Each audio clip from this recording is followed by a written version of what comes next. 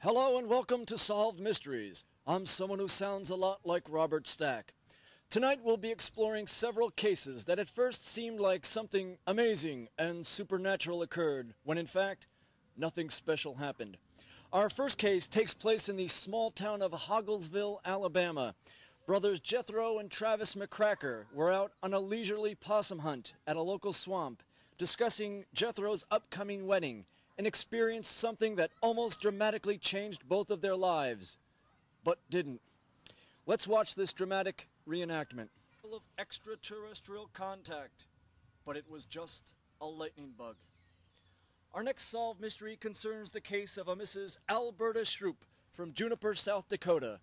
Mrs. Shroop was overwrought when her husband of 17 years, Raymond Shroop, disappeared without a trace.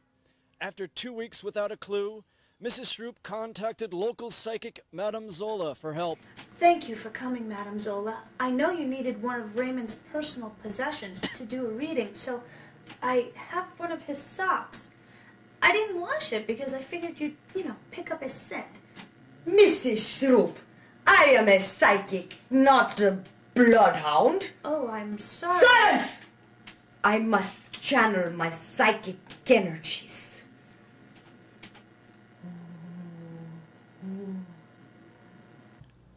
At this very moment, thousands of miles away, in a small village outside of Paris, France, a man named Berta Dubois received a phone call from a man he had not heard from in over 20 years. Hello? Jacques! Jacques, what a surprise! Unfortunately, this event had nothing to do with our story. Oh. Yes, I see your husband. He is a short man. Raymond's 6'3".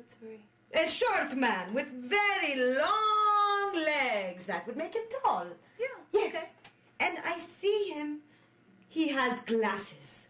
Raymond only wears contact lenses. I meant drinking glasses. He's holding a glass. And I see him. His hair. His hair. It is blonde.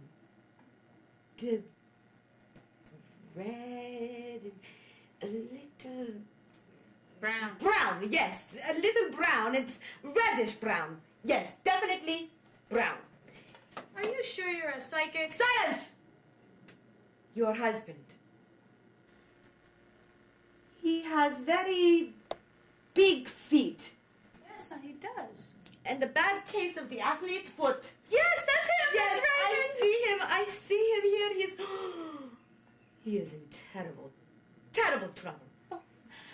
I see him. He's in a cold and damp place, lying on the floor. He's hungry, too weak to stand.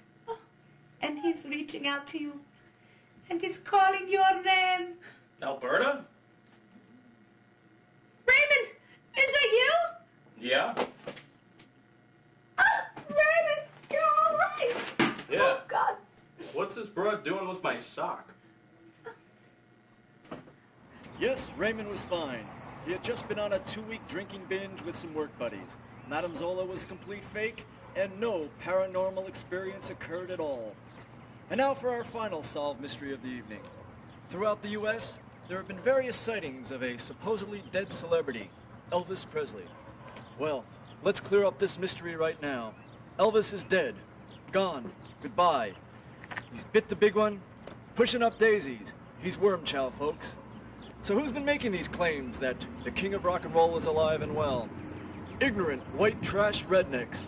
Ignorant white trash rednecks who spend their days at the trailer park chugging case after case of Genesee cream ale, then hopping into their pickup trucks and cruising to the local convenience store for a pack of Camels Unfiltered, only to see the former king of rock and roll lurking behind the Slurpee machine. So, for all you good old boys with a hyphen between your first and second names and an Elvis story on your lips, face it, Jim Bob, Elvis has left the planet. For Solved Mysteries, I'm someone who sounds a lot like Robert Stack. Good night.